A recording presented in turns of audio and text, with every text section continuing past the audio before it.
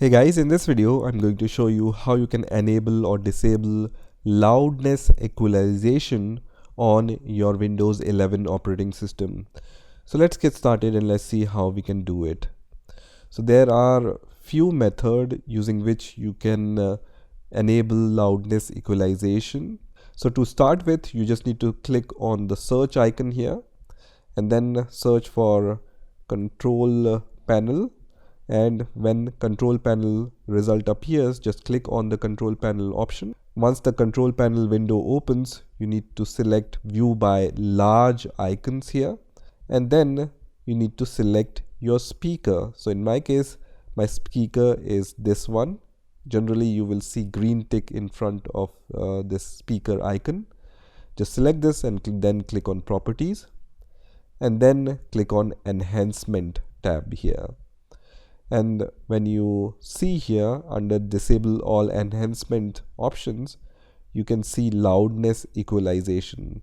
Right now it's enabled. In order to disable it, you just need to uncheck this option and then click on apply and then click on OK, right? It's going to disable this option.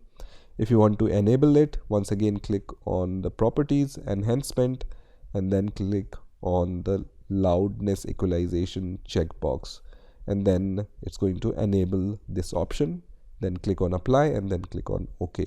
Now if somehow you don't find control panel in your search options, there is one more way of reaching to the same point, and that is by just right clicking on your sound icon here and then click on sound settings.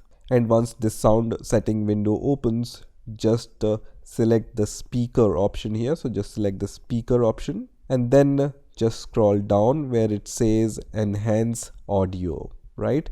So right now it's enabled. You can see when I click on the advanced option, this is going to open the same window, right?